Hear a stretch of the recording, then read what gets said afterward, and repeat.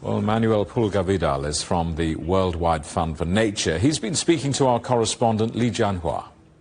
We are here in this COP29 in Baku, mostly to get this climate finance package, that it is called the new collective quantified goal, that it is to identify a quantum and beyond. And what is that beyond? It is to define clear conditions to promote a fair access to those resources.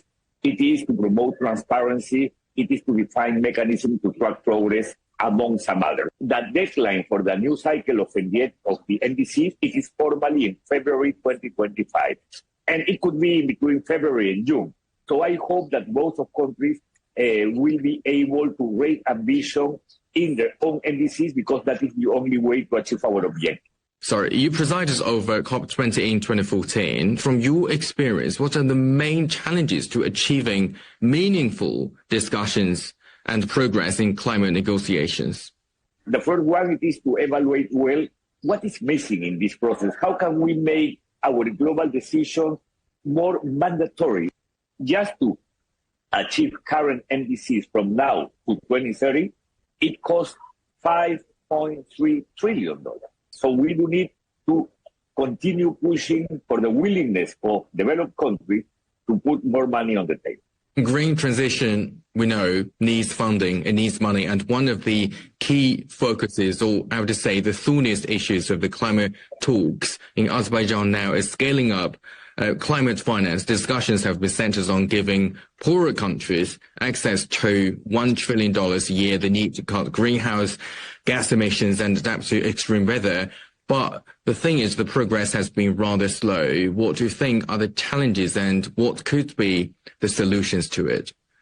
Is how can we promote more investment to even support our climate plans for NDCs? We have to also organize pipeline investment plan and also to attract investors to cover the cost of those transitions. Here we are talking about different mechanisms to make that possible. For example, this is something that even is happening in China, to define clear policies to incentivize and or disincentivize some conduct. The idea is to have a very whole comprehensive package when it is about climate finance as a way to cover that huge cost of each one of the transition. Speaking of China, what role do you see China playing in global energy transition, given its significant investments in renewable energy and its complex and unique position as both the world's largest carbon emitter and a leader in green technology?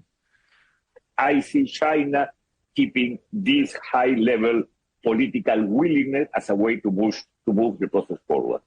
Second, when it is about technology, China for sure it is showing a growing industrial sector that it is bringing more technology to the world.